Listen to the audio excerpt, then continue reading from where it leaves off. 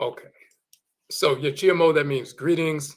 I'm Odwirafo Kwesi Ranehmpata, Akan Odwirafo of Akwamumain, Amaruka Etivimudi Akwamu Nation, in North America within Ojiraman, the purified nation, Afurakani, Afuraitkaitnit people, African Black people, in the Western Hemisphere, with also the founder of HOODOO Soulosophy, the Hearth Shrine of Akan Ancestral Religion in North America.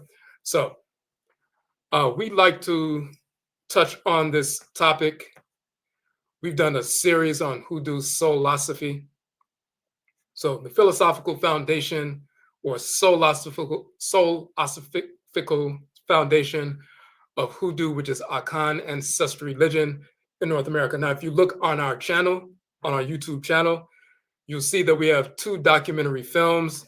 I've produced two documentary films. The first one dealt with different traditions, the HOODOO tradition, the Juju tradition, the Voodoo tradition, the Wanga tradition, the Ngangan tradition, traditions we brought in our blood circles, our spirit genetic blood circles, into North America and continued the practice for the past 300 plus years.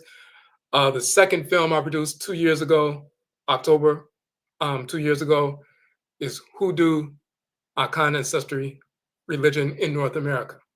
So we want to build upon that. We focus on the HOODOO tradition as preserved by Akan people who were forced from the regions of Ghana and Ivory Coast in West Afuraitkaitnit, West Africa, into the Western Hemisphere.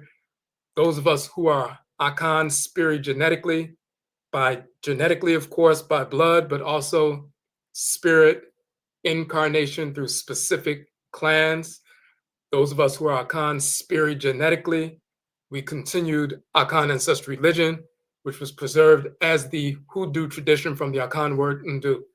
So we've written a number of articles, we've published books and so forth that include this information.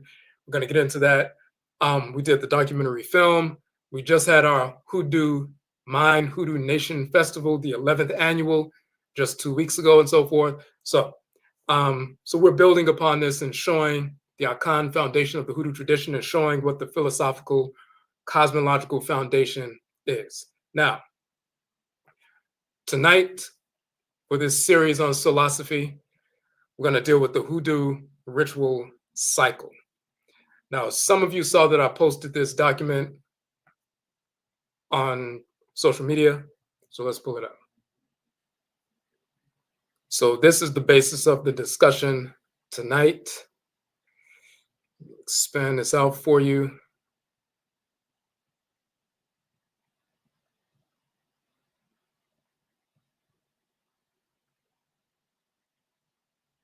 Now, so what you see here is a sacred cosmogram structure. We're going to talk about that cosmogram, these four circles, the four positions of the sun, which we call Oriya. In Akan, it's called Aten, not Atenet, and Etchikamet, but the Oriya, the sun, moving in its cycle and so forth. So the different positions of the sun, you have different colors. Now you will see that the Bakongo people have a similar cosmogram. The Chokwe people have a similar cosmogram. There are a number of different groups who have similar cosmograms, and we're going to touch on and we're going to show some images. The Akan people have our own expression of this cosmogram. Now, you'll see that we have Ndu at each point. So if you look at, for example, the yellow sun at sunrise, that's the sun rising above the horizon. When the sun is at its peak at the hottest time of the day, that's the red, fiery sun and so forth. That's noon. When the sun sets in the west and becomes gray and so forth, the old sun, then you see the white circle. And then when the sun goes into the quote unquote underworld for the 12 hours of the night, you see the black sun at the deepest point, midnight and so forth. So you see the cycle of the sun. That's also the yearly cycle. If you look at, for example, the yellow sun, that's akin to sunrise breaking through the horizon, going from the underworld to the upper world and so forth. That is the spring equinox around March 20th, 12 hours of sunlight, 12 hours of darkness is a balancing point of the year. That's the beginning of spring. If you look at June 20th, the summer solstice, the first day of summer, longest day of the year, 15 hours of sunlight, 9 hours of darkness. that is the hottest time of the year, the red, fiery sun. The sun set, the evening point, 12 hours of sunlight, 12 hours of darkness. That is the autumn equinox, September 22nd or 23rd, depending on the year. That is the autumn equinox. That's the end of the warm cycle, the end of that upper half, and then the beginning of the cool cycle. We call it the harvest time in Akan culture, in West Afuraitkaitnit, West Africa, but also here in North America, amongst the Gullah people and the Geechee people and so forth, and different people who were forced to enslavement in South Carolina, North Carolina, Georgia, and so forth. This is the harvest time. It is the end of the warm cycle. The leaves start falling off the trees and so forth. It's harvest time, but it's also the seeding time, conception time, going into the cool cycle and so forth. So autumn, September 22nd, 23rd, that is the end of the warm cycle, beginning of the seeding cycle. So for us, that's our New Year's Day. We have a 7-day New Year observance, Ojira, and the final day is the autumn equinox. It's the harvest time, but also the seeding or conception time, because when you plant a seed, that's like the sun setting in the west and penetrating the ground and going into the underworld. When you plant a seed, it's akin to the sun going into the underworld. You plant the seed, it disappears, germination, rooting takes place, and so forth. Now, so you have that sun setting, but that's the autumn equinox. Then the black circle, the deepest, darkest, coldest time of the year, the winter solstice, December 20th, 21st, shortest day of the year, 9 hours of sunlight, 15 hours of darkness, and so forth. So when you see this cycle, it's the day cycle, but it's also the year cycle. But as we show, it's also our behavioral cycle.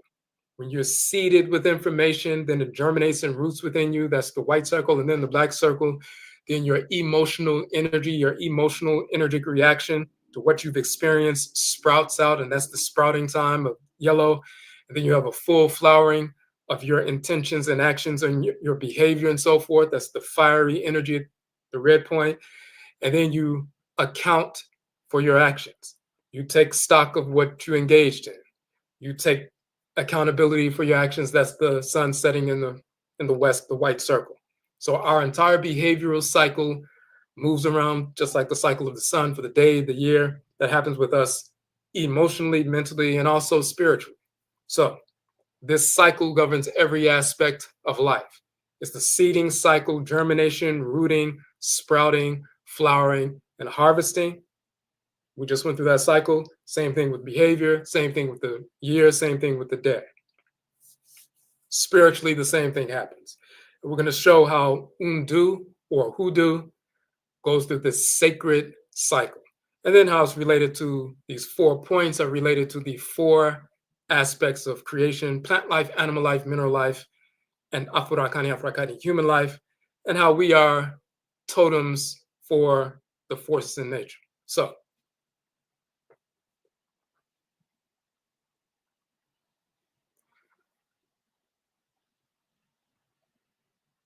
you see, we say Undu. That is the Akan term, Undu. It came to be pronounced Undu or hoodoo in North America. And we show 4 different expressions of Undu or hoodoo in the sacred cycle of life. This governs every aspect of life. Now,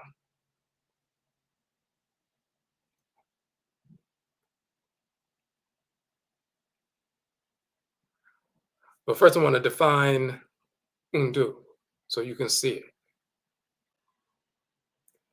So you see here we say Odu in Akan, and Undu is the singular and plural expressions of the term. The root is do. So Odu, singular, Undu, plural, and there are 4 different definitions for that. Now, first I want to go to our book so you can see one of the books that we have published. And we go into detail about this information in the book. Okay, so this is one of the 31 books that I've published. I've published to date 31 books. And also, as a matter of fact, the 32nd book is actually an anthology, and that is this book right here, OG.SIM True Historical Anthology. You see it's 8.5 by 11. It's a 600-page book, and it's an anthology, as you can see on the back, and we'll get into that later, but 12 of the books I published out of the 31, the ones that deal with true historical information and cosmology and identity, I took those 12 books and put them all in one big 600-page volume. It's in full color, 8.5 by 11, so it's a large encyclopedia-sized book. We're selling that book, of course. You can buy directly from us online from either Amazon, but we can buy for us at a cheaper price if you order directly from us. We'll get into that at the end of the piece because we have some text that we're going to look at in that book. But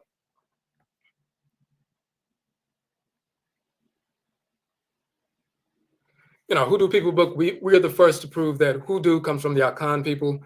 Hoodoo is not an amalgamation of different African ethnic groups who came together and cobbled together a tradition. It's not mixed with pseudo-Native Americanism or European occultism. That's pure stupidity and falsehood. It is 100% the Akan religion, Akan Ancestral Religion, preserved by Akan people in North America for 300 plus years after the enslavement era. So in our book, Hoodoo People, we prove that.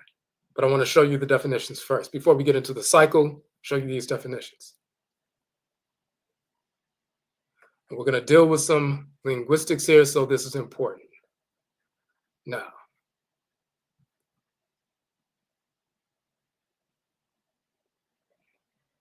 from the Akan Asante Fanti Dictionary, that was they began publishing it in the mid-1800s, so-called 1800s and so forth, in the region of Ghana. So we're going to show you these entries, what they mean. Now you'll see that do is the term, and it says equals duru, do equals duru. So in the Akan people are about 26 million Akan people between Ghana and Ivory Coast. They're the largest population in Ghana, a large population in Ivory Coast. Together, they're about 26 million Akan people. One of the largest ethnic groups on the continent, one of the largest ethnic groups from whom we were taken and forced into North America. So just like there were a lot of Yoruba people and Igbo people and Bakongo people and Mindi people forced into North America during enslavement, there were a lot of Akan people as well. So in the Asante Akan dialect, so the Asante is a big Akan group. There are millions of Asante. The Akwamu, which happens to be my ethnic group, the Akwamu, another subgroup of the Akan ethnic group, the Akwamu Akan ethnic group is over probably about 2 million Akwamu. So the Akwamu Akan dialect and the Asante Akan dialect, they're very, very similar, but there are slight differences. And the dictionary takes note of these differences, and the differences are important.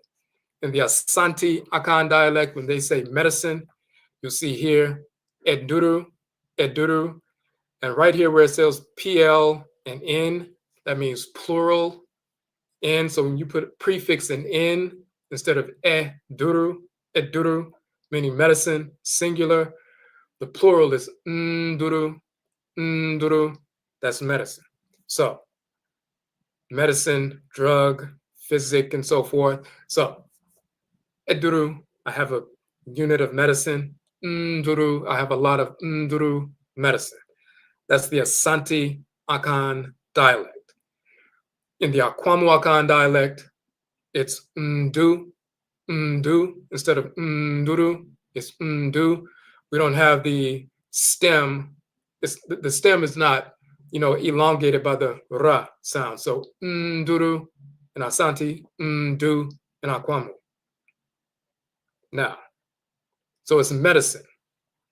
Now, go down a little bit.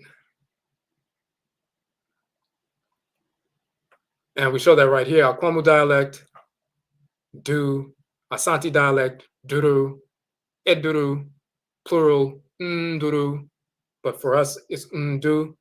And then we show in ancient Kemet as a comparison. This is pronounced udun, udun, and it's talking about the kind of sacred substances drawn from animals and plants and so forth to use for medicine. Egyptologists wrote fat or grease and so forth, but that's part of this new piece. But undun meant medicine. Undu means medicine. Unduru nasanti undu nakwamu.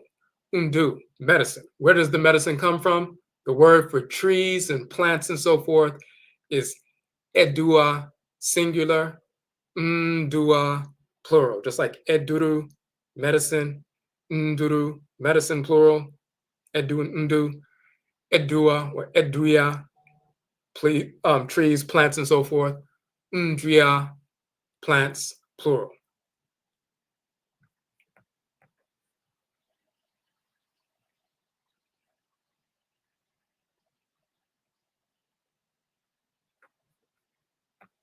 So as you can see in the Asante Fonte Dictionary, edua, or edria, plant, tree, shrub.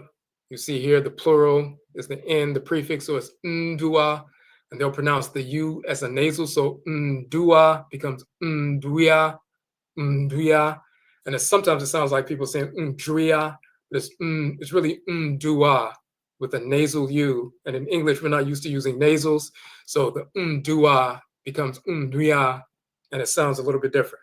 But the undu, the medicine, comes from the undua, the roots, the trees, the plant life. And then we just show as a comparison, undun means a kind of tree in ancient Kemet, in the Medusa, the hieroglyphs, because we're speaking the same language.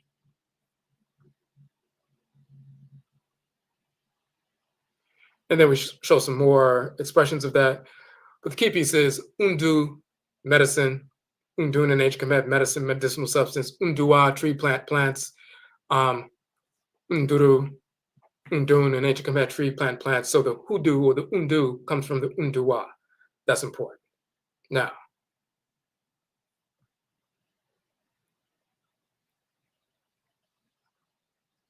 we start showing the different pieces, and I just want to show you this. Du also means heavy or weighty. Duru, as well as du, heavy, heaviness or weight. Interesting, the exact same word, undun in ancient Kemet means to be heavy or weight. So the same word that means medicine, undu, is the same word that means heaviness or weight, undu. The same word that means medicine in ancient Kemet, undu, also means heaviness or weight in ancient Kemet in the Medusa, the hieroglyphs, undu. We're proving that we're the same people. We migrated from ancient Nubian Kemet, Khanid Kemet, thousands of years ago, went to the western part of the continent.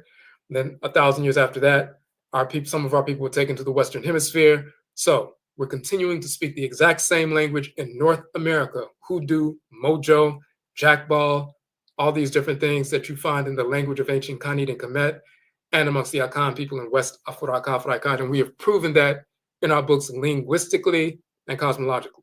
So, but du meaning heaviness or weight in both languages. Another proof of that, undun, a great undun or weight, heavy-handed and all of that. Now, so we just show the comparisons between the Akan language, ancient Kemet. Now here's the other piece that's important. And this is where we get into our cosmogram. Du or dudu also means to descend, dismount a light, come or go down. To descend into, to strike, of lightning, for example. O prana, du, driamu, a, eso, ja. That means o prana, lightning, du, descends down, dria, mu, or driam, within the tree.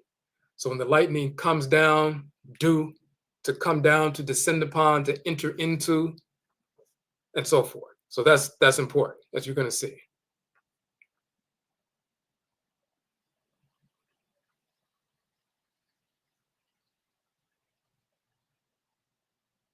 Okay, so we're going to switch off of that just so you can see that was in the book.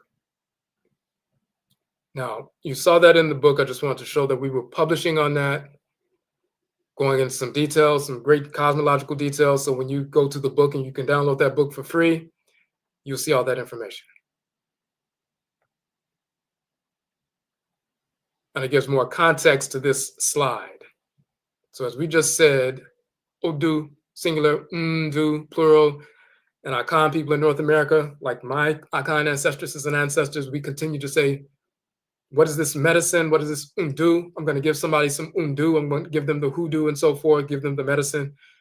And we can see the linguistic relationship. The undu, the medicine comes from the undua, the roots, the trees, the plant life. Now, so when you hear people say that, misinformed people saying hoodoo comes from the Congo, hoodoo comes from the Yoruba people, hoodoo comes from the Ewe people, hoodoo comes from the Dogon people, totally inaccurate. And it's not a combination of these different groups. People were just misinformed because they didn't know the ethnic group that hoodoo came from. In fact, most of them will tell you that hoodoo didn't come from an ethnic group, it's just cobbled together because they didn't know who the group was until we published it. Now, so you see, Duru, to descend, to dismount a light, come down upon, to descend into, we just saw that. Duru, also do, heavy or weighty. We just saw that.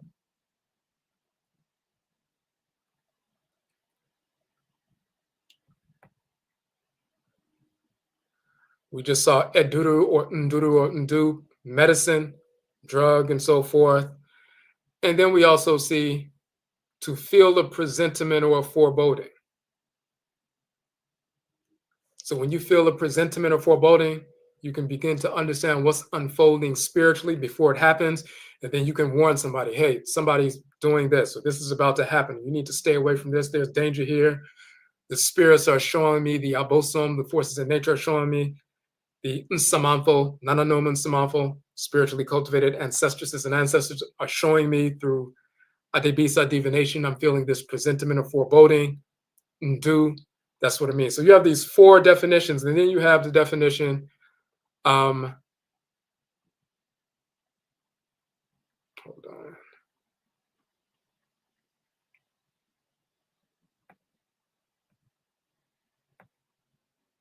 Do, also duru, to reach, to arrive. Also to be sufficient. I have arrived. I've reached the destination. I've reached sufficiency. Do, I know, to be sufficient to come to perfection. So you have these different definitions of the term do or undo. And some people would assume that these definitions are, unrelated. We're showing that the terms are cosmologically related and define our entire life cycle physically and spiritually. Now, and this is what other people, because they don't know that the Hoodoo tradition is the Akan religion. It is simply Akan Ancestral Religion preserved in our blood circles. Since they don't know that, then they assume that there is no philosophy and they just think that hoodoo is root work, putting roots on people to heal and so forth, but also to engage in quote unquote lower level witchcraft and so forth. And it's, of course, it's much more than that. Now,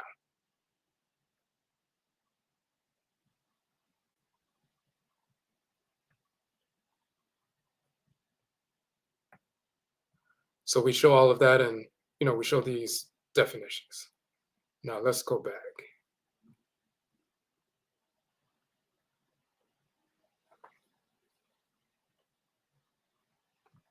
I want to show you the cycle first. So you see the cycle. We said in the white circle, since we start our new year at sun, at the quote unquote sunset of the fall equinox, the end of the warm cycle, beginning of the conception cycle, the harvest time. It's also, you harvest the fruits of your labor in September. There's a harvest festival. People, dance and sing. And the first on the continent, the yam is, harvested. Here, other fruits and vegetables and so forth. But you also take the seeds out and you plant them. So that's a conception. And it goes down deep into the darkness to begin to germinate and root and disappear for a while until it reemerges at spring. But the harvest time is also the conception time.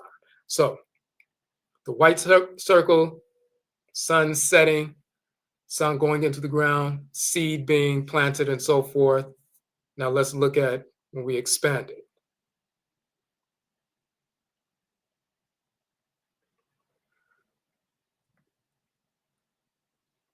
We just saw that Ndu means to descend, to come down upon, to alight upon, to descend into, and so forth. So Ndu meaning to come down upon, just like the sun is setting and comes down upon the earth and goes into the earth and so forth. You capture the fruits that have fallen off the tree. They have fallen, and so forth. They've fallen, so you harvest. And you take the seeds and you drop them down, and they go down into the earth and so forth. That's the descent. Ndu, to go down into, deep into, descend into, and so forth.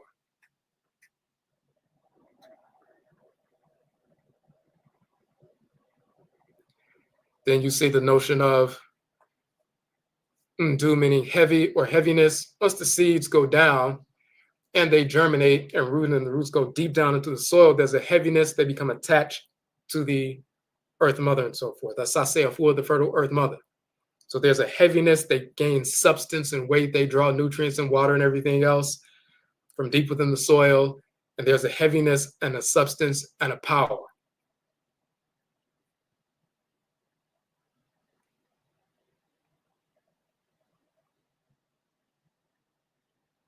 And that's Ndu. Then you have Ndu, meaning medicine. They generate these properties and develop the capacity. You take these substances and you can heal people of cancer and different things. That's the medicine. That's the sprouting time and so forth. It comes forward, it manifests the properties that were latent within the, intrinsic within the plant, within the seed and so forth. They start to manifest. And you see this power that can be utilized.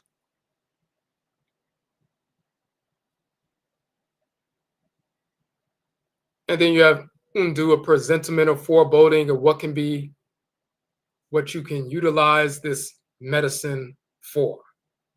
Now let's look at it in the context of spirit possession and ancestral religion and culture.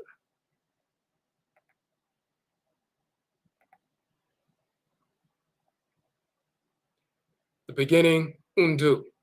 Someone gets possessed by a spirit of an abosom or a deity, an ancestral spirit, in Samanfo. The spirit comes down and penetrates just like lightning, splitting a tree and so forth. The spirit comes down upon us, descends upon us, enters into the body of the person. Spirit possession has happened. Whether an ancestral spirit gets in the body of the person, or an abosom, a deity, gets in the body of the person, Ndu, the spirit has come down, descend into. Then what happens? We say in the Hoodoo tradition, when the person gets possessed, they are heavy with the spirit. They're carrying the spirit. You see in Ghana, they have the shrine of the divinity on the head, and they're holding the head and they start wobbling because the pot gets heavy and so forth. And in fact, let me show you. Okay. So you see the individual with the shrine on the head. So now this is a procession and so forth, but very often you will see akomfo, priests or priestesses, or abosomfo, a different class of priesthood and so forth, carrying a shrine, and it has the sacred implements of the abosom, the divinity, in the shrine, and the spirit comes down and sets upon that so that it becomes very heavy, and they come heavy with the spirit. In the Hoodoo tradition, same thing happens. The spirit comes down. When someone gets heavy with the spirit and they start wobbling and so forth and moving differently, and their eyes roll back and so forth, and the spirit is moving through them, we've always said they get heavy with the spirit. The term heavy is Ndu. So I just wanted you to see that representation. Now, but to get back to the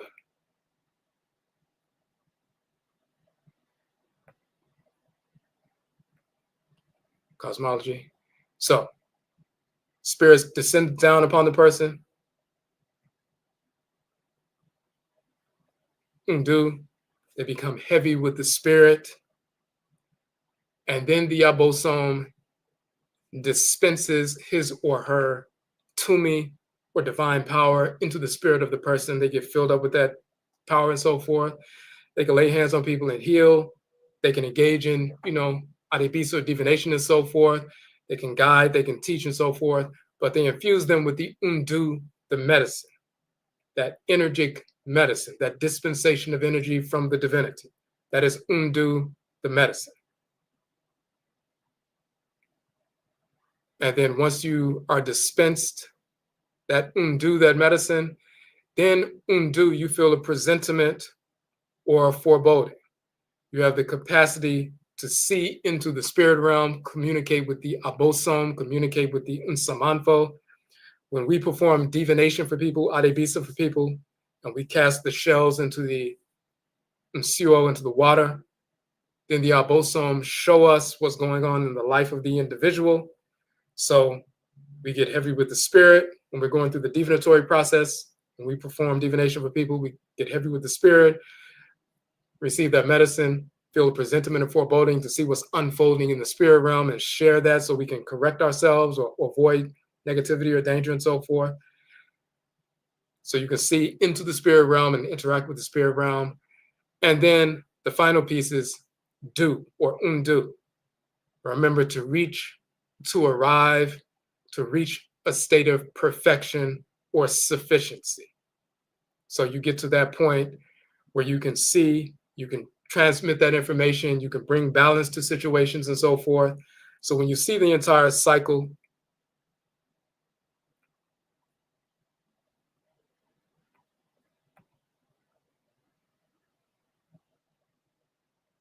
and that's the fullness of it.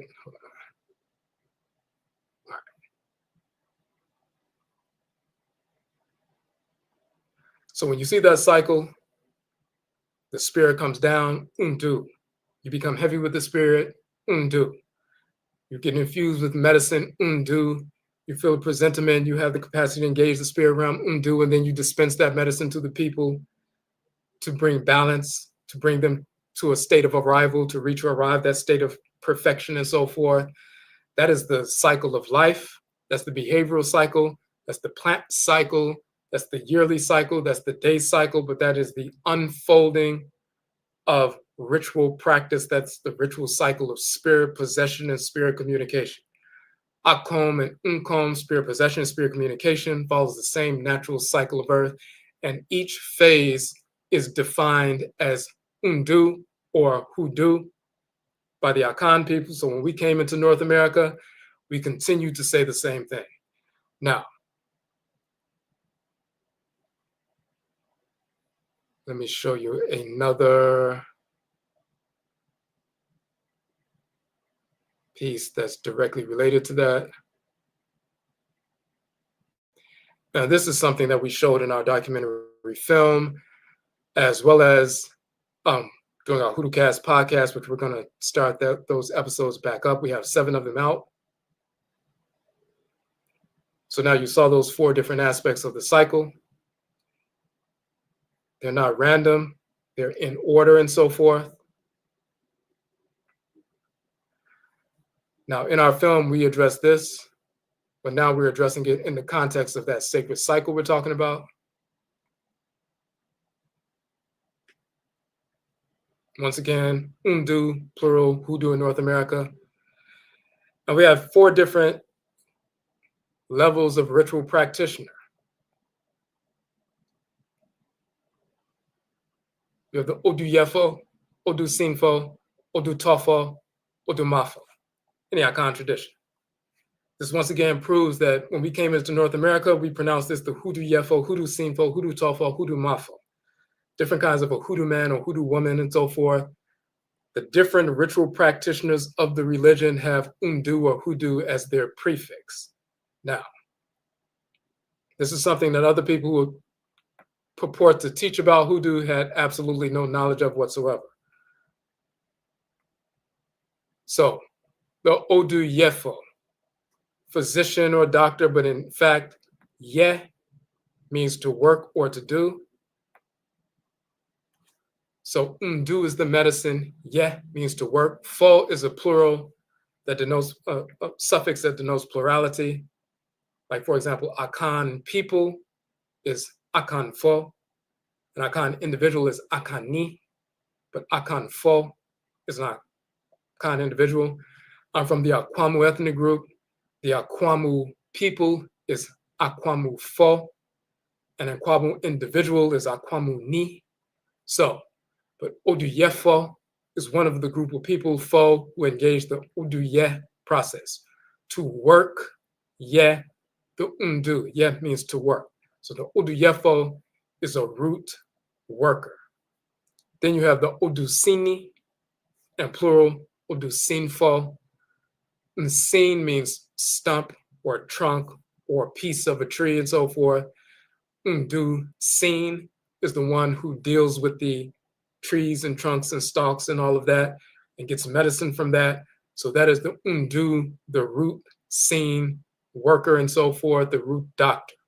So Odwirafo is the one who works yet the Ndu.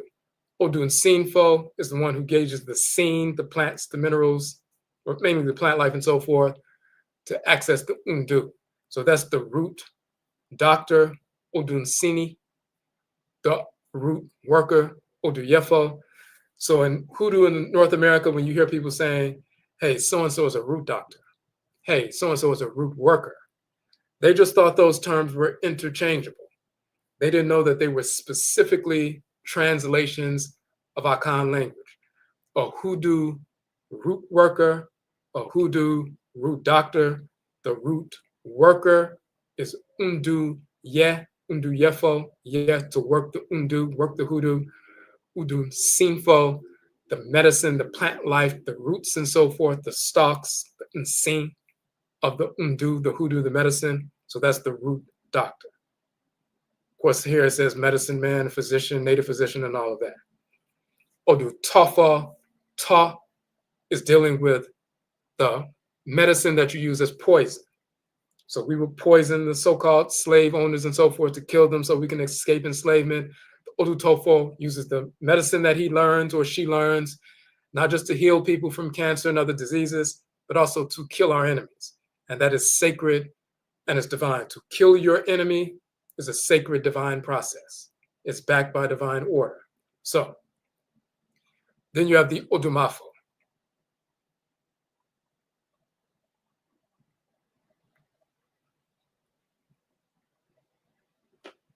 And Ma means to give or grant.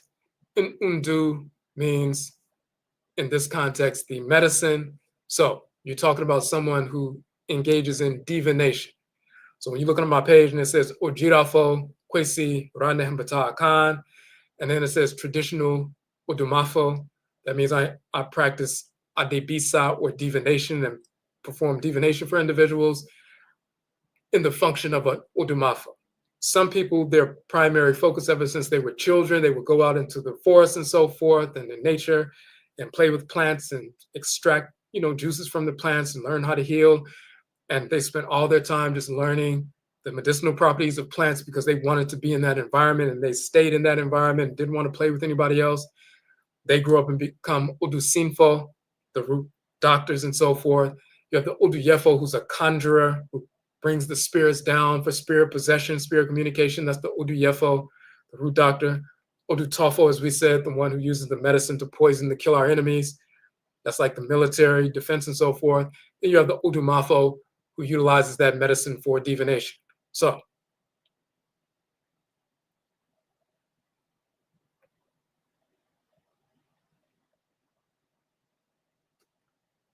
we have them in this arrangement.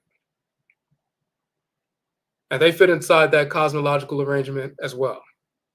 Now,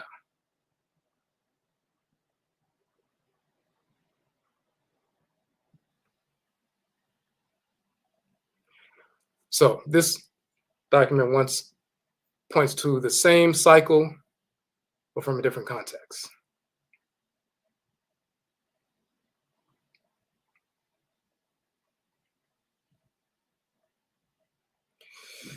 If you look at, we saw Ndua, plant life. We just talked about that.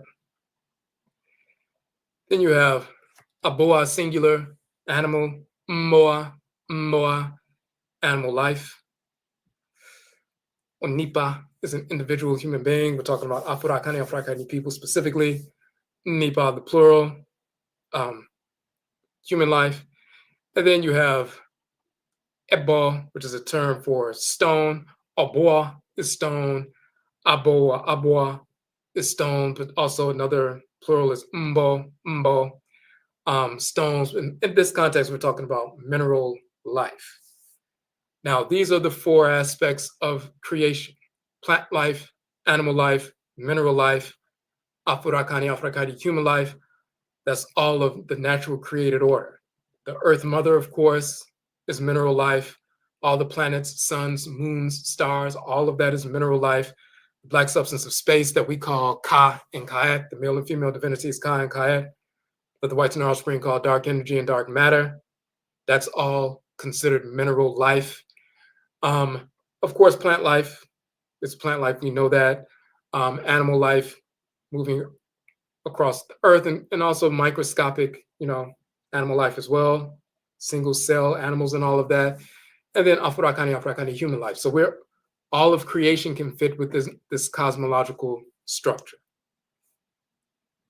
Now, just like you have animal totems, certain deities carry the energy of certain divinity, certain animals and so forth. A lion is a fiery animal, child of a fiery divinity, and carries that fiery divinity's energy into the sphere of activity. Certain plants are fiery plants like ginger, kakaru, that's a fiery plant. It's categorized under a fiery force in nature, a fire deity in nature. All the fiery plants that have that fiery energy, they are totems for fiery forces in nature, abosom, orisha, voodoo, and so forth. The ones that are watery, they're under the domain of water divinities and carry that deity's energy. The ones that are earthy and so forth, they carry the energy of earth, abosom divinities. The ones that are atmospheric, tempests, storms, and everything else. For example, the divinity Yah, who governs storms and tempests and so forth, like the hurricanes and all of that. There are plants that carry that energy. There are animals that carry that kind of energy. There are mineral life that carry that kind of energy of specific divinities. Same thing with us as human beings, only Black people. Some of us are children of fire divinities. Some of us are children of earth divinities. Some of us are children of atmospheric divinities. Some of us are children of water divinities, river, lakes, ocean divinities, and so forth. So we are the human totems, Black people only. You have plant totems, animal totems, mineral totems, human totems, and so forth. Now, what happens is when you're infused with that energy, just like if someone gets possessed, the energy of that divinity is moving through them. If they touch somebody, they feel that explosive energy. We can invoke an abosom divinity to draw their spirit not only to the human being, Black only, but also that takes place with plant life, animal life, and mineral life. So we invoke a fiery divinity. That divinity infuses his or her energy into one of those fiery plants or roots, like kakaru, like ginger. Once it's infused and impregnated with that energy, then we can take that and give it to somebody ritually so they can carry that deity's energy with them, just like you charge a battery, and then you use that charged up battery to power something. We charge up plant life, we charge up mineral life, we charge up, animal life and so forth. And of course, we get charged up when we get possessed. And then we use those charged up plants, minerals, animal life, and so forth. Like when you send a bird or send a dog, whatever, to go carry a message. Once they're infused with the energy, then it can be used to transfer that energy to another individual. We've been doing that for thousands of years. Now,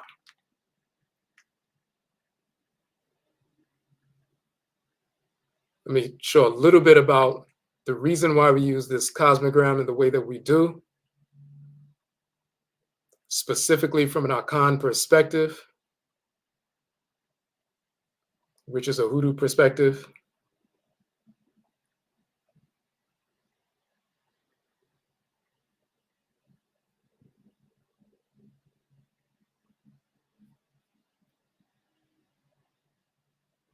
And first, we're going to show the cosmogram itself.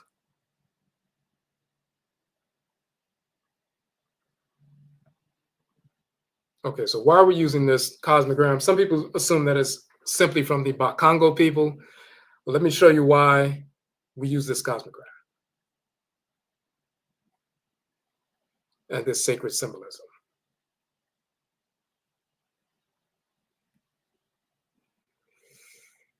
The symbol is the Okra Komwadie. Okra means soul, divine consciousness, the divinity that governs the head and so forth. Kom means neck and mu means within, and adie means thing. So the Okra Komwadie is a sacred Okra or soul, symbol of the soul. In this context, they're wearing it around the neck, the Kom, the neck and so forth. So that symbol, when it's in the form of a pendant, is the Okra symbol that's hanging around the neck.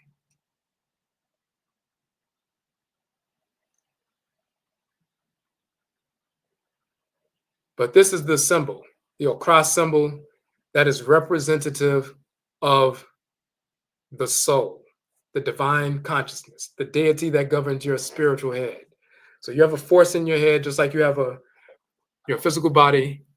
You know, you have your physical body, you have a small entity within your physical body, a smaller body in the head region that is the blueprint, carries the blueprint for everything that takes place, all the millions of activities of the cells and so forth within your body. The brain regulates everything.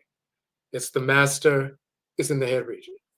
Your spirit body, your SUSUW, and this symbol represents the spirit body, your spirit body. Like when someone transitions and their spirit leaves the body and the physical body is buried, what's left is the spirit body. We call that the SUSUW in Akan, is called SUSUW in ancient Khmer.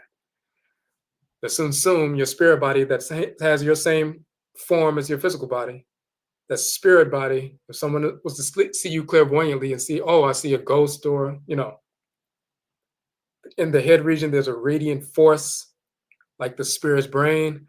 That is the Okra, the soul, the divine consciousness. It is a male deity if you're a male. It's a female divinity if you're female. It's a divinity dwelling with you, guiding you as an elder or elders and so forth. It only exists within the spiritual heads of Black people, of course. So the Okra symbol, this represents the divinity in the head, the spirit's brain. Your physical body has a physical brain. Your spirit body has a radiant force, the spirit's brain, that has the blueprint of everything that should happen in your spirit body. That is the symbol. And that's the symbol that they wear around their neck. This is a golden version of that. So you see the fourfold cross structure. If you look closely within these, they've combined the fourfold cross structure.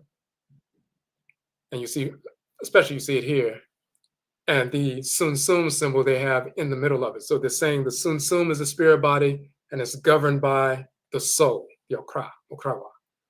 So you see that in this one, but you see it much more clearly in this one.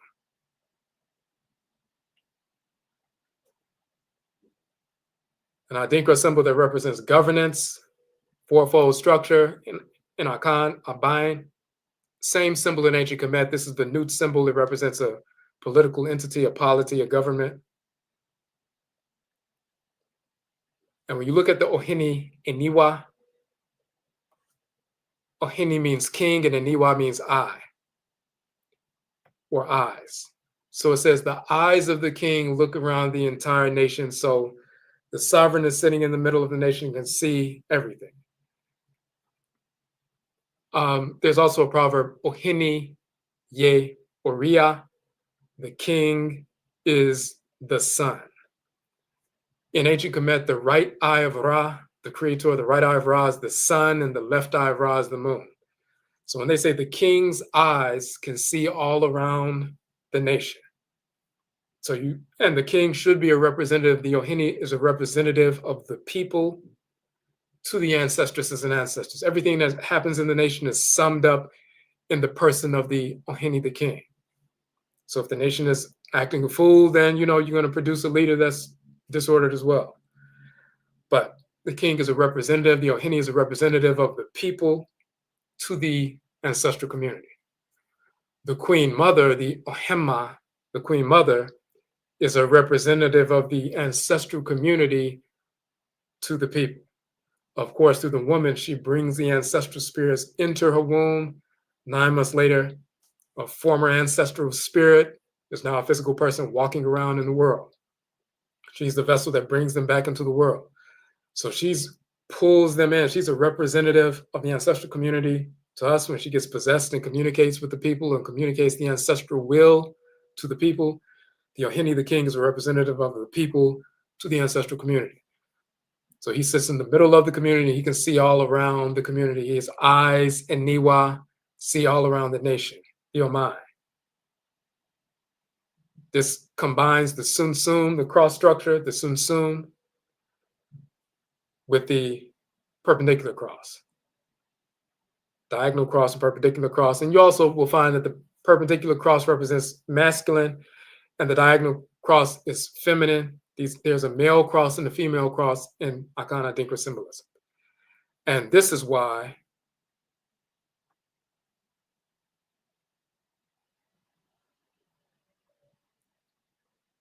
we have this sacred symbolism. These are some more examples. And for us in the Hoodoo tradition, when we look at these sacred colors in the Akan tradition and know what their sacred symbolism is, we preserve that in North America. So you have the red, yellow, black, and white, the lymph, the blood, the plasma, melanin. We engage in ritual practice, kaolin, red ochre, yellow ochre, charcoal. You also have, salt and red pepper and sulfur and black pepper and so forth. We also show the different 4, colors of Afurakani, Afuraitkaitnit people.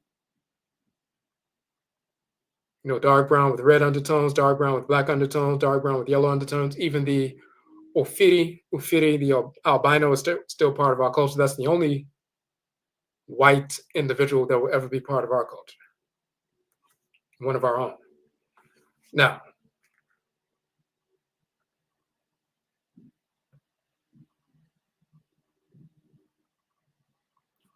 just so you can see, this book, the Okra Complex, talks about the nature of the soul in Akan cosmology. It's a full book that I wrote a number of years ago. I included that whole book in my 600-page anthology. So once again, I said it's 12 books, as you can see on the back. All 12 books. I included all of them together in one big volume. I made it 8.5 by 11, so I can have more room to fit more information. If it would have been, half the size, like a regular size book, instead of being 600 pages, it would have been like 900 to 1,000. But I made it 8.5 by 11, so it's, I can get more information. In there, you see it's full color. We'll talk about how you can order this book, but the Okra Complex is one of the books included in that anthology. And just quickly to touch on this, is here we're talking about the nature of the soul, the divine consciousness. By the way, this is Amen and Amenet, the Great Mother and Great Father, Supreme Being. The Whites in Narrow Springs started using Amen at the end of their prayers. This is Amen. But this is Amenet, the Great Mother. And together they are the male and female divinities that comprise the Supreme Being. They're called Nyame and Inyamewa and Akan, Olorun and Olokun and Yoruba, Lisa and Mawu and Vodun and so forth. Everybody has a name for them. But we show in this book that the Ka in ancient Kemet, the divinity that governs the head, is the Kra in Akan, the deity that governs the head. And that's the hieroglyphic symbol for that. We put a brain in between just to show it's dealing with the spiritual head. And then we show a great deal of cosmology and linguistics to prove that the same word for soul, divine consciousness in ancient Kemet is the same word for soul, the divine consciousness in Akan, has the same meaning.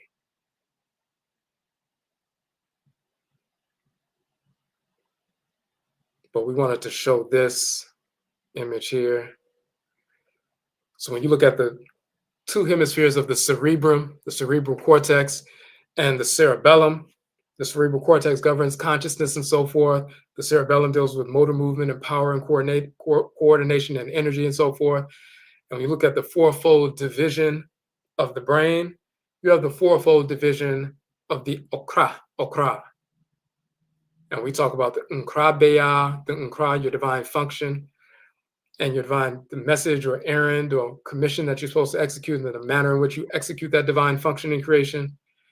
And then the she and shebia, the spiritual potencies you were given by being assigned to specific matriclan and patriclan deities, whether you're a child of a fire deity or water deity, the kind of energy you've been infused with, that you come into the world with, that she, and the manner in which you expand and contract that energy and use it in the world, shebia. So just like your physical brain is divided into four major sections, right hemisphere, left hemisphere of the cerebrum, dealing with consciousness and knowledge, right and left hemisphere of the cerebellum, dealing with motor movement and energy and coordination and wielding power. The fourfold division of the spiritual head, the okra, your divine function, what you are to execute in the world, and the manner in which you are to execute it in the world based on your clan affiliation and what divinity governs you. The energy you've been given to execute in the world, to utilize in the world, and the manner in which you are to use that specific expression of energy to execute your function, but not to create disorder in the world at the same time. So your divine spiritual head has a fourfold division, Nkra, Nkrabia, She, and Shebia. And we go into detail about that, the nature of the soul, why you come into the world, how to function in the world harmoniously when you get off track, the ritual process of getting back on track. That's what life is. And ancestral religion assists you in realigning yourself with divine order when you make mistakes. So we have a whole, breakdown of that. So that's the reason why we show these cycles. They fit within this sacred cycle. We go to the next one. We show the, sacred attendant of the royals and so forth up here at the top. We already showed him. This is the cycle. Now let me show one more with regard to this. Now think about this. This is a sacred symbol. It's gold. Oh, I'm sorry, you didn't see that part. Okay, this is what I was pointing to. I said this is the royal attendant. We already showed him and so forth. So this sacred symbol, the Okrakumwadie, gold representation, Sika representation of that sacred symbolism, represents the soul, the divine consciousness, the spirit's brain, and so forth, that fourfold division we talked about. That's what this symbol represents. You see him wearing it around the neck and it's hanging over the heart. So your divine consciousness should be regulating your your heart. So your heart doesn't lead you in, desires to do things and engage in behaviors that's self-destructive. It should be regulated by your soul, your divine consciousness. So that's a symbol for that. But, of course, we're living in a rich, empire. We have access to Sika, to gold. We make these great gold ornaments and everything else. And we draw these symbols and we utilize these symbols in different ways. You'll even find the sacred symbolism, sacred Adinkra symbolism in the wrought iron gates. Wherever Black people were enslaved in North America and they were Akan, and they were forced to work ironworks, you'll see that they include Adinkra symbols in the gates, in the windows, the iron window patterns and so forth. People just thought all these are just pretty little patterns. They were all the various Adinkra symbols. But when we would utilize these symbols in our worship and so forth and draw them on clothing and have them on shrines, on Bosom Dine and Bosom Fie and so forth, we would always do that. But then we were forced and enslaved over here in North America. Now, I'm going to show a major representation of that we would see even though we were enslaved over here, which reminded us of our culture and renewed our fire to overcome. And we just did back in February, we did a presentation on the HOODOO origins of Black History Month and so forth. But I want to bring up that particular one for you. And we're talking about the sacred calendar. So you saw that sacred symbol, and then we have it in, graphic form, black and white sacred symbolism, but we also have it in, gold.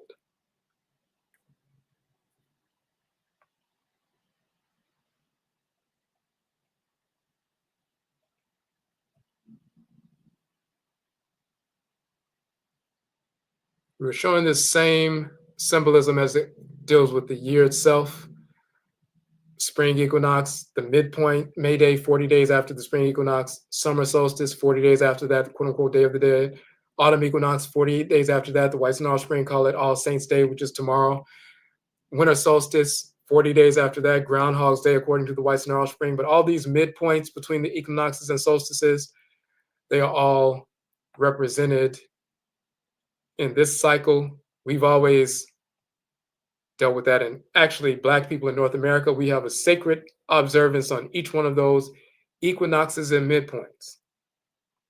It goes to the sprouting, maturing, full flowering, crystallizing, seeding, harvest, germination, rooting, rising, those same cycles. It also has to do with fasting and, a number of different things. But here's the piece we wanted to show. This right here is what they call a solar parhelion. And very often you see it in different parts of the country, but sometimes even when it's snowing and the sun hits in a certain way, you'll see this circular rainbow.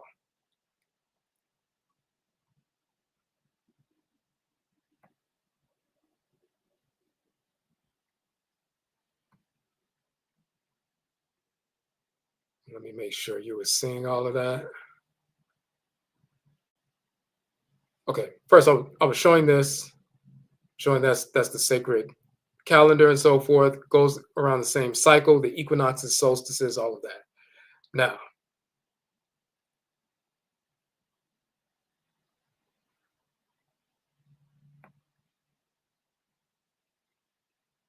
so this is the cycle, the equinoxes, solstices, all of the imagery.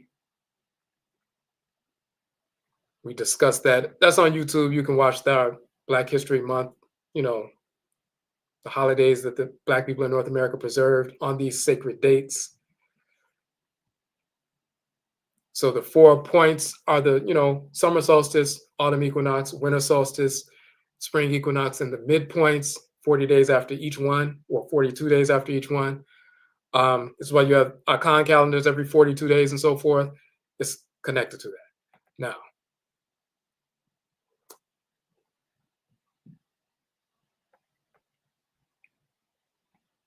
this is what I wanted to show you as far as what our people would see when we first got over here. And of course, if you think about it, we're coming from a tropical region. And then we come to some place where at some point, all of the leaves start falling off of the trees. We see some white stuff coming out of the sky, which is snow, which we've never seen before. It becomes cold. We never felt this experience before. All the leaves are gone. We go outside one morning, the entire land is covered by some thick white stuff that's very cold. All the trees are dead. Birds have flown south for the winter. They're gone. Most of the animals that we would normally see are gone. And then this white, cold place is ruled by some dead, white-skinned individuals. So we figured that we have been transported to some other part of the world, which is, a criminal, corrupt, demonic region of death. But at some point, we look up in the sky and we see the solar parhelion, just like we would see on the continent. That is the representation of that sacred Okrakomwadie, the sacred cycle of life, what we would wear around our, on our chest and so forth. Here, we would carve these things in the dirt, in the soil, make these symbols, draw the yabosom down, due to descend upon, to alight upon, and so forth. We would engage in ritual practice, get heavy with the spirit, receive the medicine, feel a presentiment of foreboding. All of that is undo, undo, undo, undo, and then we will plot our escape, plot to poison, kill the so-called slave master, kill his entire family and staff, free ourselves from enslavement, set up independent sovereign spaces like in Dismal Swamp in North Carolina and Virginia and so forth, and defend them, and eventually wage war and force the end of enslavement totally in all of North America. But it started off with us moving through this sacred cycle. When we would see this, it reminded us of exactly who we are, our sacred cycle, our divine consciousness, our capacity to engage the undo cycle, to purify ourselves, heal ourselves, overcome any obstacle, and so forth. So all of that is undo, all of that is hoodoo. And that is in our documentary film, by the way, so let me show you that. You can watch our documentary film for free. Of course, if you scroll down on the YouTube page right now, you'll see in the playlist, the hoodoo, or the documentary film section, you will see the hoodoo poster. All right, so this is the film, and what's important about this is a couple of things. We completed that 2 years ago in October.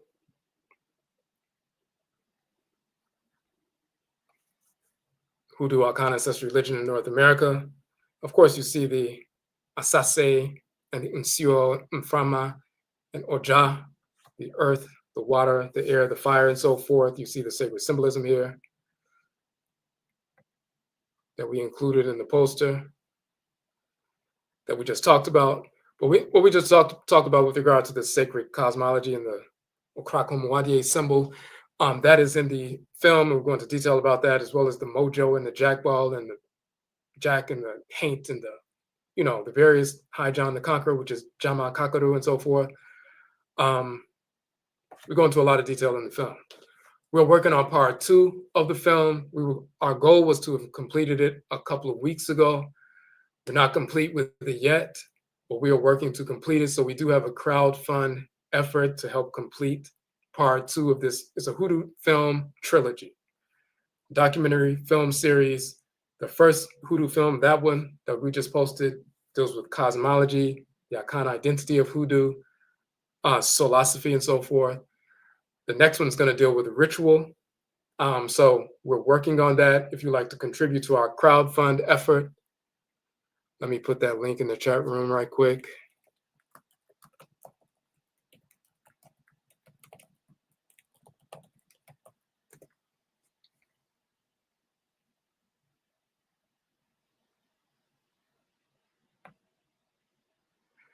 So the fundraiser.com hoodoo film.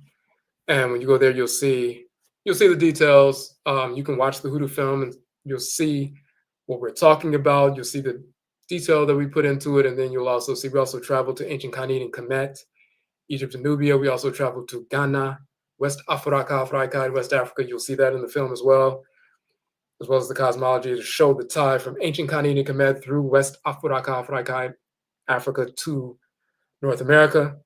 But we're working on part 2. So if you can contribute, we appreciate that. You can go to that site now while we're online, and we appreciate your support with that. And what we're also doing this Sunday, Awusida Sunday at 11 a.m. Eastern, we're having our second part of a series of group healing ritual. We did the first one last Sunday. This is the second one. Let me show you what we're dealing with.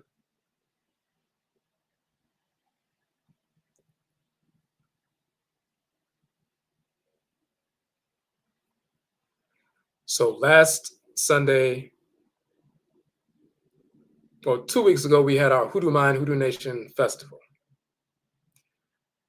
11th annual, we talked about that, a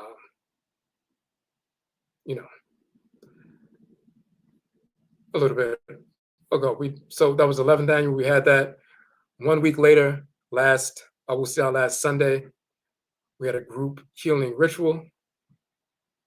So we're engaged in SUSUW, which is the Akan term for meditation, but it's different than the whites and their offspring.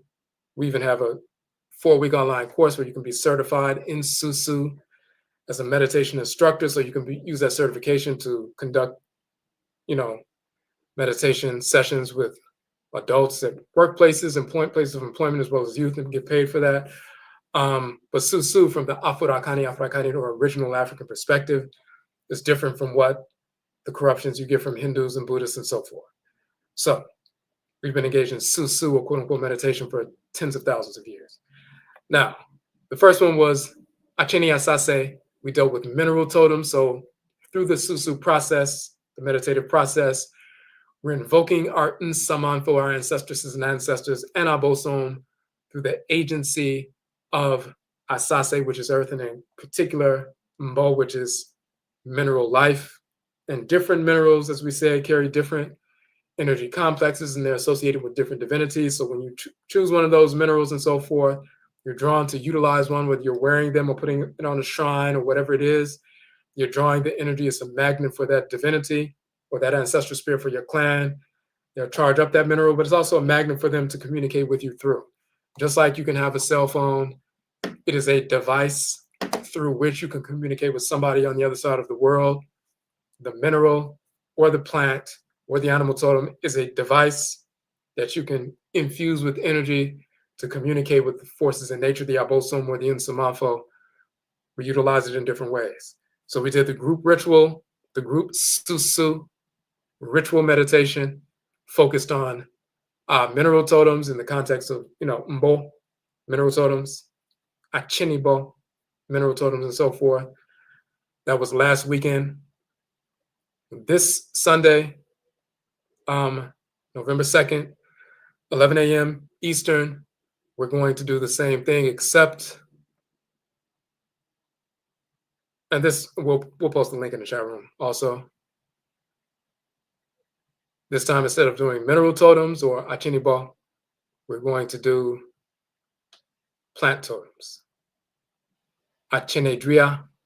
Achene means to show or to teach, but it also means to lean upon. So Achenedua, showing the plant, just like AKYENEBOA is an animal totem, Achenedua is a plant totem. So as we said, different plants carry different energies of the abosom. They're categorized according to their force in nature.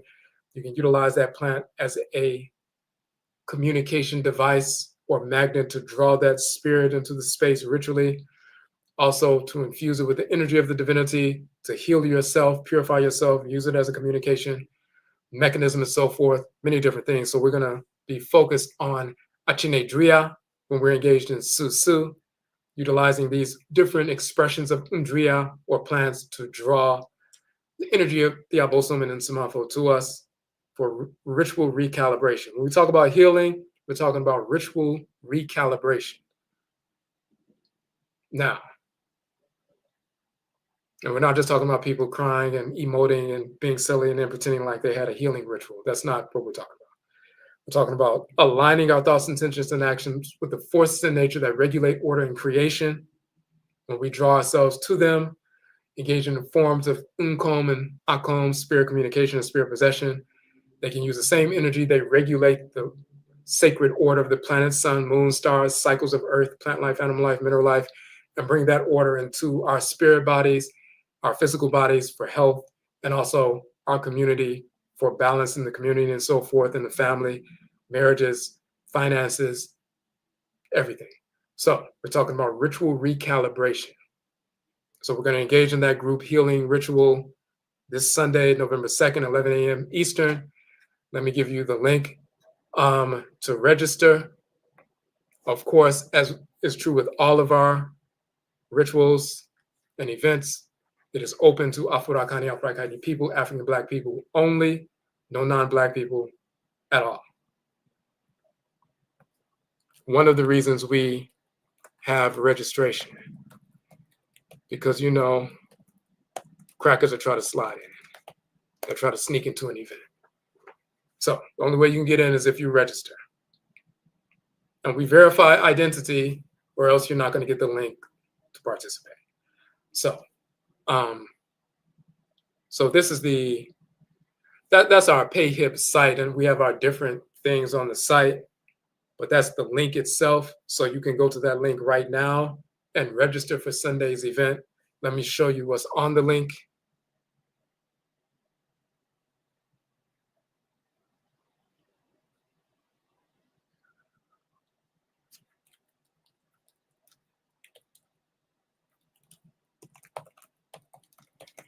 This is what you're going to see when you go to the link. So when you go to the PayHip link, this is the page that you're going to see.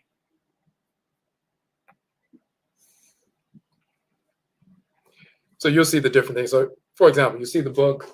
This is the, my 600-page book. When you order directly from us, since we're, we can do it wholesale, we can give you a cheaper price. So the 600-page book is $44 when you do it with us. If you go through Amazon, it's $59.95, and that's because they, Amazon takes 60% from booksellers. So for example, if you wrote a book and you sold the book and put it on Amazon, you sold it for $10, Amazon's going to take $6, and then you're going to get $4. And then however much it costs to print, they get that as well, and you probably get $2 or $3 or whatever. So they take 60%. That's what booksellers and distributors do. If you have your book in bookstores, the bookstore takes 40%. But if you go through a distributor, the distributor takes 60%. And, that's the cost of spreading your book around the world. So if you go to Amazon, the price is $59.95 plus shipping. If you purchase it directly from our site, it's $44 plus shipping. So that's what you'll see. But that's, one of the things you'll see. You'll see the different products and so forth. This is our SUSUW course that starts Monday. Meditation Instructor certification. So in 4 weeks, you can be certified as a SUSUW meditation instructor. You can go to places of business, corporations. You can go to human services organizations, mental health organizations, schools, conduct meditation sessions, take them through a session for about 20, 30 minutes. Typically, they pay people between $100 and $200 to conduct a short session like that. We go through the entire process from an Afurakani, Afuraitkaitnit perspective. And, you're certified. We've certified over 50 people at this point, and people are using their certifications to be self-employed. So you're impacting the community positively, but you're through allowing them to engage in SUSUW meditation to heal themselves, balance their hormones, overcome addictions, overcome anxiety, stress, deal with their health, all these benefits of SUSUW meditation, spiritual alignment, but also physiological, overcoming addictions, all these kinds of things. But also you generate revenue for yourself. But this is what we're dealing with Sunday. When you click on the AKYENEDUA piece, you'll see all of the details here. We have the short video trailer and the description about what ritual recalibration is, why we're dealing with AKYENEDUA, plant totems, group healing ritual, all the stuff we talk about. And what you'll also see is this. This is a collage of all of the 42 online courses in our institution. We have 42 courses. When you look, you'll see that. So these are the original flyers for all of the 42 courses. And the reason we have that here is when you see on the page, when you register, when we have our events, we don't have a set price for our event. It says here, pay what you want. So there's no set price for the event. You can make a donation that assists us in, when we have our festivals and when we have our presentations. When we go around the country and do presentations, we never charge anybody. We don't charge people to bring us out. We don't say you have to pay us $500 to come out. We don't charge people to bring us out. We don't charge people to come and hear us do presentations. And we always give away a free copy of the book. So you come here, a free presentation, you get a free copy of the book, and we've done that for years. When we have our festivals, we don't charge for festivals unless there's some food involved. There's sometimes when we had someone, preparing vegan food, and we charged $14 because they were getting, the festival and the presentations and everything else, but they were also getting a vegan meal. So the only time we ever charged something is when there was food involved. But normally we have presentations, they're always free. So same thing here. We don't charge a set amount. People contribute, donate, and we talk about that sacred balance between giving and receiving and balance and all that on this page. But you see, it says pay what you want, but for whatever donation you give, we want to give you something in return as well. So you can choose from one or more of these 42 online courses. Some of them are 4-week courses, some of them are 6 weeks, some of them 13-week, but you can get those courses. Books are included, and they're all archived. So when you pick which courses you want, we will send you the links and the passcodes for the course. So if it's a 4-week course, you get all 4 links, all 4 passcodes, and then the links to the books for you to download. So when you're going through the course, you have the books and everything else. So if you want to join in to the group healing ritual AKYENEDUA, dealing with plant totems this Sunday, go to the Pay It page, click on that particular one, click on that particular flyer, and you'll see that. And again, you can pay what you want. Some people pay $5, some people pay more. And then you can choose if you would like to. You'll look on our page and you'll see the link, and you see all the different courses that we've gone through based on our 31 books, plus things that we haven't published yet, but we've written articles and things like that, dealing with cosmology and history and language and spirituality and ritual practice and a number of different things. So we do have some spaces left open for Sunday.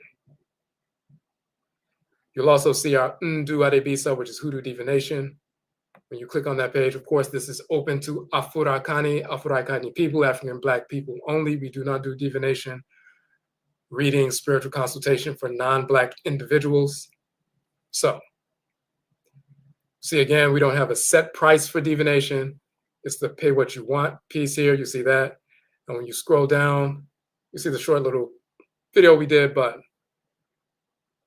we talk about the Hoodoo tradition and what is the nature of ADEBISA divination in Afurakani, Afuraitkaitnit culture, and our process of engaging that. So we're just we have some people that we scheduled for October. We were going to end it with October, but we have some spaces just for the beginning of November. So if you like to get a divination, a reading, it's called ADEBISA in Akan. In our particular practice, and you'll see this on the page, people have different ways of, performing divination, multiple different ways. The reason we use this image with the water, the shells in the water, we cast the water or the cockle shells or seashells in the water to communicate with the Abosom and the Smafo. So that's the process that we use for this form of divination. Everybody has their own different ways of doing that. So, okay.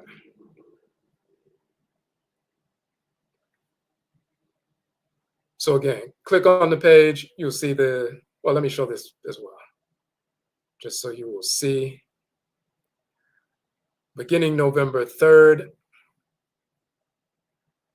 this is our SUSUW Meditation Instructor Certification 4-week course, November 3rd through November 24th, every Monday at 8 p.m. Books are included. We have payment plan option. You can make a $99 down payment and so forth. And you can do a monthly thing. And this is what, we were just talking about with regard to SUSUW. So you can look at that. We've done some videos on it to give an introduction about what it's about. We just did a 30-minute introductory video about the SUSUW course that we reposted a few days ago.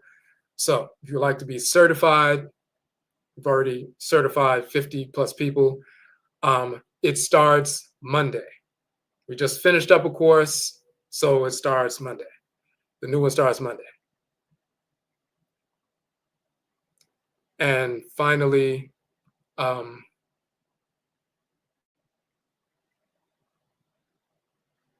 and here again is our Hoodoo film and the other film. Those are both free on our, YouTube page.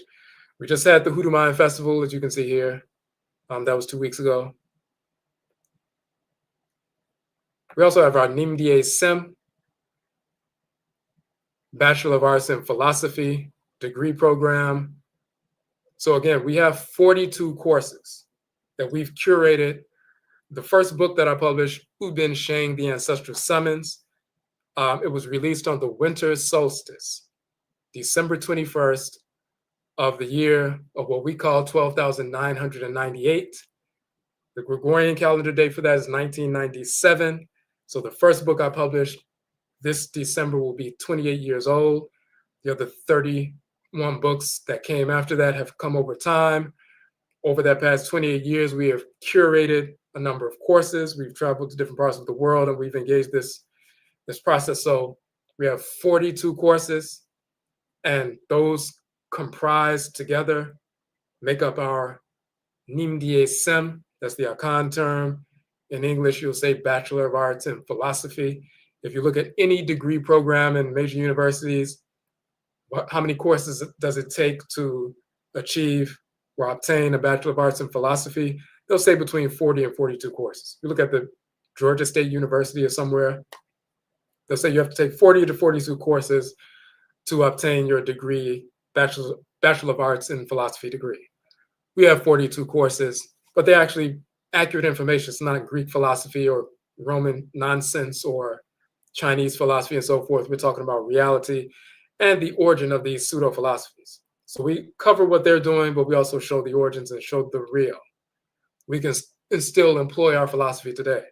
Nobody's operating based on Greek philosophy and Greek mythology because it's nonsense. So we give you real information. And we also, most importantly, you go through this program, 42-week program, but you can also shorten it less than 42 weeks. The minimum is 21 weeks, but anywhere between 21 and 42 weeks. But we show you how to utilize this degree immediately to start generating income for yourself, booking yourself at different organizations, human services organizations, cultural institutions, educational institutions, corporations, setting up your own events, showing you how to utilize this certification, this degree, to immediately engage in edupreneurship. That's an educational entrepreneur. We did a whole video about this burgeoning field of edupreneurship.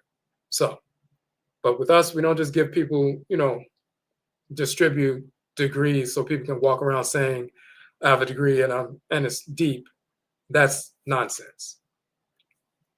You get your first certification within the first 2 weeks because we include the SUSUW meditation instructor certification within that 42-week program. So after the first 2 weeks, you get that certification. And while you're finishing your degree program, you can use your meditation instructor certification to go around your city, say, hey, I'm certified to teach meditation or conduct sessions. And you can start generating money while you're still, obtaining your degree. In fact, within the first 2 gigs that you book, say you book a school and conduct a meditation session for youth, at the beginning of the school day for 20 minutes, or you book a drug rehab center where they have group therapy, and on a Friday they say, hey, we have this group therapy on a Friday. I want you to come in this Friday and take my guys through a 15-minute meditation to help them balance themselves and be focused and be more disciplined and help to overcome their addictions and so forth. You book that gig, maybe $200. You book the other gig, it's a couple $100. Do one more, you just covered your entire tuition because the tuition is $600. And you can do it as, $99 a month if you want to, but by the time you go through the first 6 weeks of the program, you would have covered your entire tuition. So we're about edupreneurship. The information you get from us, you can immediately take it and employ yourself while empowering our community. So, all right. So that's what I wanted to address tonight. Again, Sunday group healing ritual, you must register. Go to the PayHip site, click on the green flyer to register for that. Choose which courses you would like to to receive as a, in return for your donation and so forth. We appreciate that. Monday night, the SUSUW Meditation Instructor Certification course. If you would like to join that, go on the site, you can see it there. Of course, the NIMDEESEM Bachelor of Arts in Philosophy, you can start that this month of November as well. And as you'll see, there are different options. You can do the entire 42 weeks, or if you would like to do it in a shorter period, there's a way to do that as well. That depends on your acumen and your dedication and your diligence and everything else when you're testing and everything else. So, and of course, the divination page, the ADEBISA page, everything is on the PayHip site. The reason we started using PayHip like this is because everything can be, placed together on the site. Of course, the 600-page book, everything you see and you can easily, is user-friendly, so this is what we're using. All right.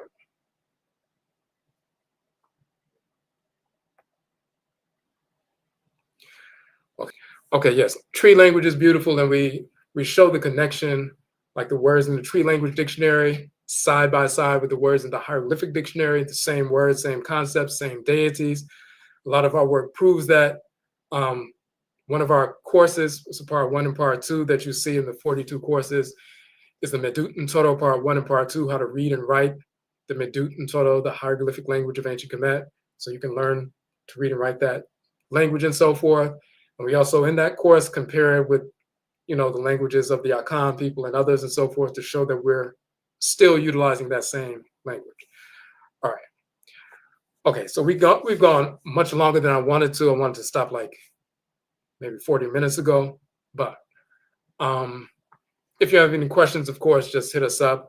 And you can hit us up through the PayHip site as well if you have any questions. But we look forward to connecting with you all.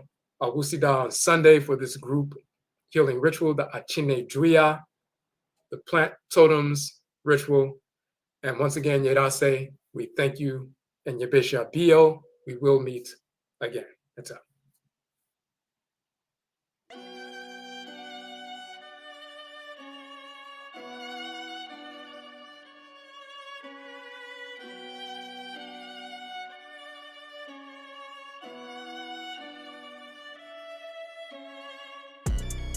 We have the Odun Sinifo, which is the root doctor.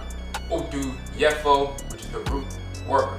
You also have the Odumafo. Ma means to give or grant in the Akan language. The Odumafo is one of the group of people, Fo, who give or grant. Ma, the Undu or Odu, the medicine. Odumafo, one of the group of people, Fo, who engage the Oduma process, which deals with divination and so forth, giving the medicine through ADEBISA or divination. Odumani is the individual who engages the Oduma process. So Odumani or Undumani came to be pronounced Hudumani, Hoodoo man or Hoodoo man and Hoodoo woman and so forth in North America. So when we look at the ritual practitioners, Odumafo, Odunsinifo, Odwirafo, and others, you see that Undu is embedded in the nature and function of their practice.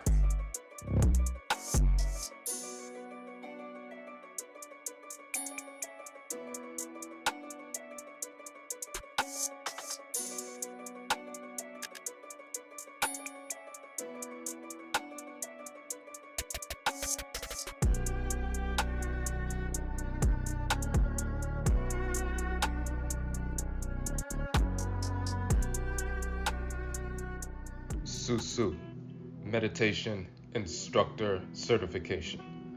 SUSUW is the ancient Akan term for meditation. SUSUW originated in our ancestral culture of Afuraitkaitnit, Africa, tens of thousands of years ago. This ancient practice has been utilized to regulate physical, emotional, and mental balance for millennia in varied expressions wherever our people have migrated in the world. The scientific benefits of meditation for youth and adults have been well documented, enhancing learning outcomes, regulating behavior, overcoming anxiety and depression, rebalancing hormones, lowering blood pressure, reducing stress, regulating weight loss, overcoming addictions, developing discipline, maintaining focus to overcome obstacles to short and long-term goals. Our meditation instructor certification is for individuals, independent contractors, educators, homeschoolers, human services professionals, behavioral health professionals, and others. As a certified instructor, you are qualified to contract with independent schools, charter schools, cultural organizations, corporate entities, women's and family shelters, community centers, colleges, and more to conduct meditation sessions on a daily, weekly, or periodic basis. Our instruction is rooted in our Nkwamwa whole life wellness model.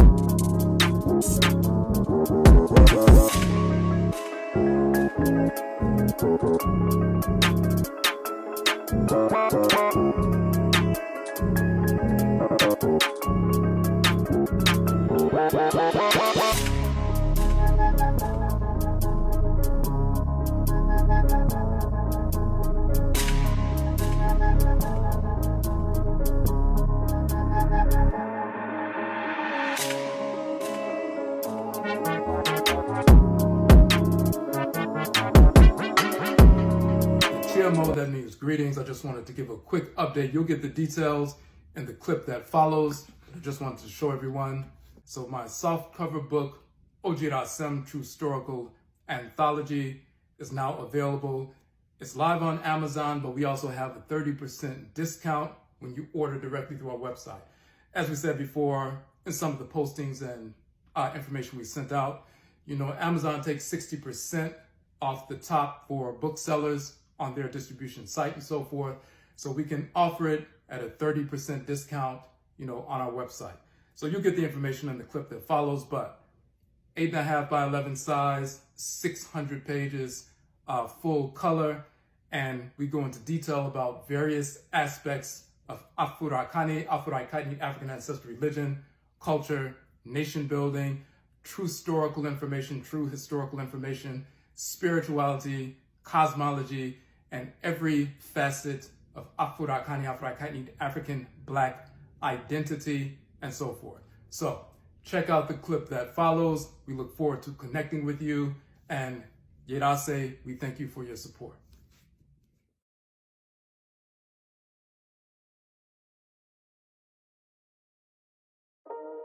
Odwirafo True Historical Anthology. This is a collection of 12 books in one volume written by Odwirafo Kwesi Radnehmpata Akan. This 600-page anthology is comprised of 12 books within the 31-book corpus published by Odwirafo, which focus on true story, cosmology, ritual, identity, and nation-building restoration for Afurakani, Afuraitkaitnit people, African Black people, wherever we exist in the world. Included within this anthology is the origin of the fictional characters Jesus, Allah, Yahweh, Buddha, and more. The etymology of the term God in the language of ancient Kemet, quote-unquote, Egypt. Origin of the term Afuraka, Afuraitkait, Africa in Kemet. etymology and cosmology of religion and spirit in Kemet. Ankh and Kara, the origin of the terms yoga and chakra in Kemet. Afurakani, Afuraitkaitnit, African Black origin of civilization. Divine order in Afurakani, Afuraitkaitnit, African cosmology. Ritual in Afurakani, Afuraitkaitnit, African ancestral religion. Nature of the soul as divine consciousness in Akan cosmology. More means dead. Male-female complementary balance in ancestral religion. Ancestresses, ancestors, goddesses, gods, biology, geology. Racial exclusivity in ancestral religion. Spirigenetic inheritance. Divine prohibition against dissexuality, homosexuality in Kemet. Black nation building, restoration, rooted in ancestral religion, and more. This anthology was curated to function as a volume that will positively transform the mind of any Afurakani, Afuraitkaitnit, African Black individual, youth, or adult who receives it. We examine every facet of Afurakani, Afuraitkaitnit, African identity, empowering readers to transform their minds and thus transform their condition wherever they exist in the world. Special 30% discount for our subscribers and followers. See our website to order now. Yerase.